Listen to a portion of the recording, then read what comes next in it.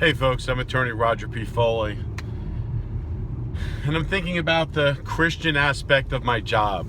The fact that I believe in Jesus, what does that really mean? Well, I've talked about in the past that it gives me hope.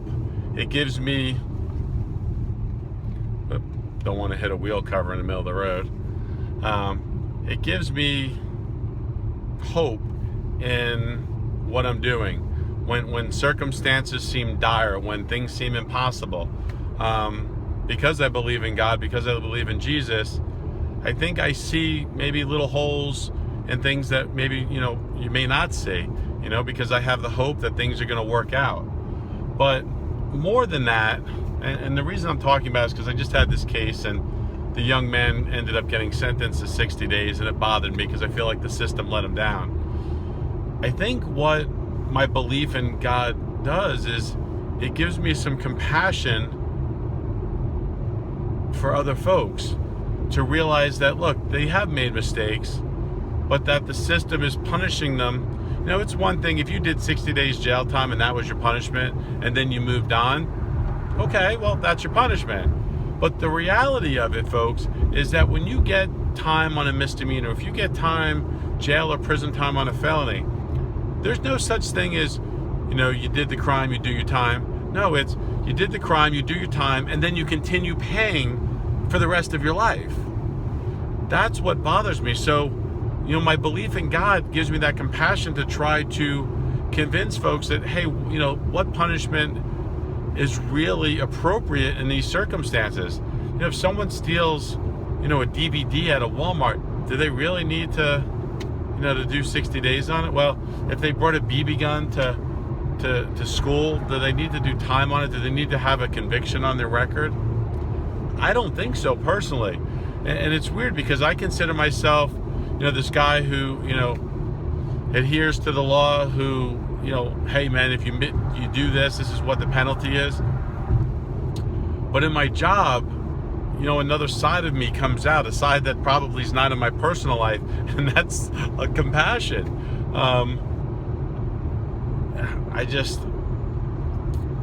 God gives me the strength to speak. He gives me the strength to fight.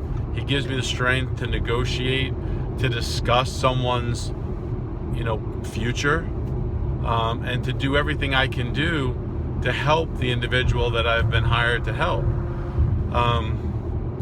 But we live in a flawed world. We live in a flawed system as far as what I do in criminal defense. The penalties don't really match the crimes. Maybe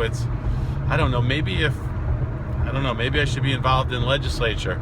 Does everyone realize that, you get a DUI? Look, it can happen to anybody. I'm not saying I endorse it. I don't want anyone to drink and drive, but it's not drinking and drive. It's your normal faculties are impaired. And I've seen a bunch of cases that are pled guilty when you could clearly see that there's defenses. So it really does depend on who your lawyer is and who's advocating for you. But now that you have that, right? Let's say, for instance, a DUI. You have a DUI on your record. Well, you do your probation, you do your community service hours, you have your 10-day immobilization, you have these penalties, but it keeps going. Your insurance is increased. It's on your record for life. A DUI is on your record for life. Like, you can't go, well, I was 24, I made a mistake, I got past it. No. Like, it stays there forever. And you're continuously penalized, like, oh, you have a DUI on your record. And all these different charges that are misdemeanors and felonies, they stay there forever depending on what the resolution is. Look, if you get a withhold of adjudication, depending on the charge, if it's a misdemeanor, you may be able to seal it. And depending on what felony charge it is, you may be able to seal it. Then you wait 10 years. But the system's really, you make a mistake and you're literally judged by it for life.